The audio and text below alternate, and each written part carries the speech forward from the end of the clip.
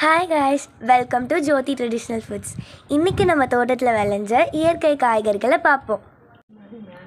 இது பார்த்திங்கன்னா நம்மளோட சொரக்காய் ரகத்தில் ஒரு நாட்டு சொரக்காயில் இது ஒரு ரகம் குடுவை சொரக்கான்னு சொல்லுவோம். இது மூக்குத்தி அவரை, நம்ம தோட்டத்தில் விளைஞ்சிருக்கிற மூக்குத்தி அவரை. இந்த மூக்குத்தி அவரையோடு சேர்த்து பார்த்திங்கன்னா விசநாராயணி பச்சையில் இருக்குது. இது கருப்பு கவுனி வயல். இது பார்த்திங்கன்னா நம்ம செப்டம்பர் மாதம் 27ஆம் நடவு பண்ணோம். இன்றைக்கி நவம்பர் 27 ஆகுது. இது வாழை, நாட்டு ரக வாழை. இதில் பஞ்சகாவியா கட்டி நம்ம அதை இது பண்ணியிருக்கோம். இது நம்ம நாட்டு பப்பாளி.